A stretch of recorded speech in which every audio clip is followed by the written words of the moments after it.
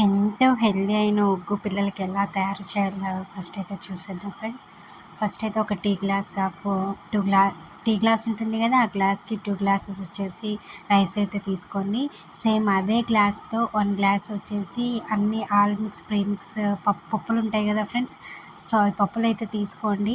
ఈ పప్పుల్ని విడివిడిగా కూడా తీసుకోవచ్చు. నేనేంటంటే నాకు ఈ పప్పుల పేర్లు తెలియదు కాబట్టి హైదరాబాద్లో ఉన్నప్పుడు డీమార్ట్లో మిక్స్ దాల్ మిక్స్ అయితే దొరుకుతుంది. సో అన్ని పప్పులు ఇలా మిక్స్ అయి ఉంటాయి. ఆ ప్యాకెట్ అయితే నేను తీసుకున్నాను. సో ఇందులో వచ్చేసి పెసరపప్పు, మినపప్పు, అదే కందిపప్పు, ఇంకా రెడ్ దాల్పప్పు, ఇట్లా కొన్ని పప్పులు అయితే ఉంటాయి. ఇవన్నీ శుభ్రంగా వాష్ చేసుకొని ఒక 1 అవర్ అయితే నానబెట్టుకోండి. తర్వాత ఇలా ఇంట్లో ఒక కాటన్ క్లాత్ మీద ఇలా 2 వేసేసి ఒక 1 అవర్ 2 అవర్స్ అయితే ఆరబెట్టుకోండి ఫ్రెండ్స్. నేనైతే ఇవి ఎండలో పెట్టలేదు, ఇంట్లోనే పెట్టేశాను. ఇలా మొత్తం అంతా పరుచుకొని ఒకసారి అయితే ఆరబెట్టుకుని ఆ తడి మొత్తము ఆరిపోయేలాగా కొంచెం అయితే ఆరబెట్టుకోండి ఫ్రెండ్స్. తర్వాత వచ్చేసి వీటిని సపరేట్గా నేనైతే వేయించుకున్నాను, అదే డీప్ ఫ్రై చేసుకున్నాను. సో ఫస్ట్ అయితే రైస్ అనేది నేను ఫ్రై అయితే చేసుకున్నాను. తర్వాత వచ్చేసి బాదము అండ్ ఆల్మండ్ అయితే తీసుకోండి. సో ఇన్ని గ్లాస్ ఆఫ్ వాటికైతే ఇన్ని ఆల్మండ్స్ అండ్ బాదం అయితే తీసుకున్నాను.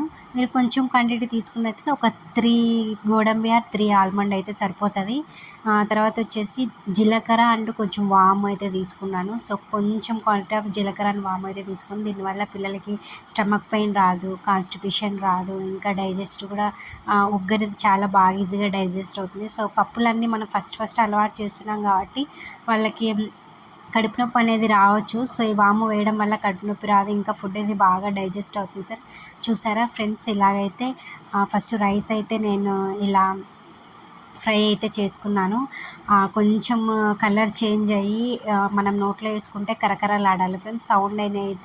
కొంచెం సౌండ్ అనేది రావాలి. సో అలా వచ్చితే ఈ రైస్ అనేది మిక్సీ పట్టడానికి కూడా చాలా ఈజీగా మనకి అయితే అయిపోతుంది. ఇలా కొంతమంది అయితే పప్పులు రైస్లు కూడా మిక్స్ చేసి అయితే ఫ్రై చేస్తారు. నేనైతే అలా చేయను. ఫస్ట్ అయితే రైస్ అనేది కొంచెము వేయించిన తర్వాత నేను పప్పులను అయితే వేయించుతాను. సో అక్కడక్కడ ఏమైనా తేమ ఉన్నా కూడా అదైతే కరిగిపోతుంది. ఇలా నెక్స్ట్ వచ్చేసి ఈ పప్పులన్నిటిని వేసి కొంచెము అయితే వేసుకున్నాను.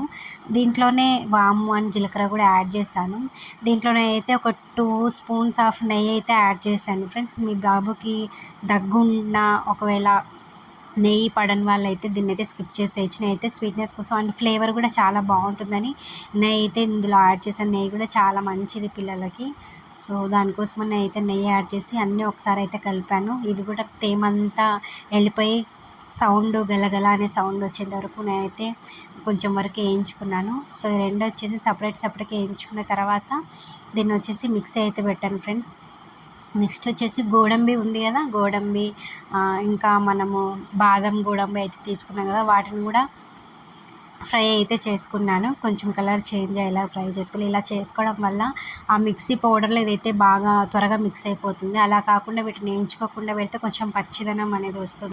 ఇలా అన్ని రూమ్ టెంపరేచర్కి వచ్చిన తర్వాత మిక్స్ అయితే పట్టండి ఫ్రెండ్స్. ఫస్ట్ అయితే నేను రైస్ పెట్టాను, తర్వాత వచ్చేసి పప్పులు అండ్ డ్రై ఫ్రూట్స్ కూడా మిక్స్ చేసి పెట్టాను. ఇంత క్వాంటిటీ అయితే వచ్చింది చూసారా, ఇలా రావాలి క్వాంటిటీ అనేది.